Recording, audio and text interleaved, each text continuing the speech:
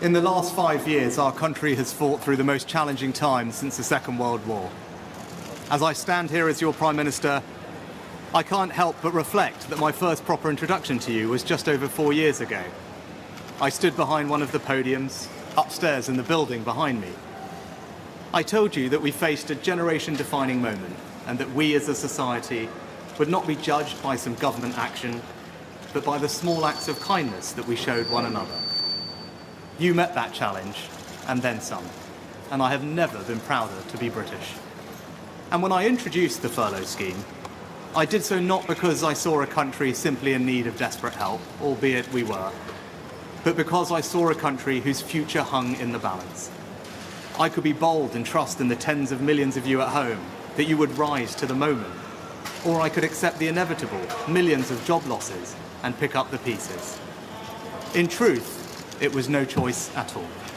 I have never and will never leave the people of this country to face the darkest of days alone, and you know that because you've seen it. As I did then, I will forever do everything in my power to provide you with the strongest possible protection I can. That is my promise to you.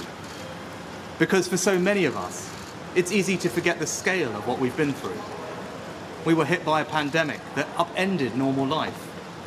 Who would have thought that the government would ever tell us how many times a day we could leave our homes? Then, just as we were recovering from COVID, war returned to Europe, with Putin's invasion of Ukraine sending your energy bills spiraling. I came to office, above all, to restore economic stability. Economic stability is the bedrock of any future success, whether that is rising wages and good jobs, investment in our public services, or the defence of the country. And because of our collective sacrifice and your hard work, we have reached 2 major milestones in delivering that stability, showing that when we work together, anything is possible. Our economy is now growing faster than anyone predicted, outpacing Germany, France, and the United States. And this morning it was confirmed that inflation is back to normal. This means that the pressure on prices will ease and mortgage rates will come down. This is proof that the plan and priorities I set out are working. I recognise that it has not always been easy. Some of you will only just be starting to feel the benefits, and for some, it might still be hard when you look at your bank balance. But this hard-earned economic stability was only ever meant to be the beginning. The question now is how, and who do you trust to turn that foundation into a secure future for you, your family, and our country.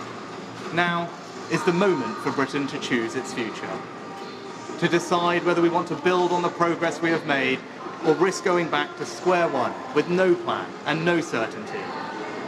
Earlier today, I spoke with His Majesty the King to request the dissolution of Parliament. The King has granted this request, and we will have a general election on the 4th of July.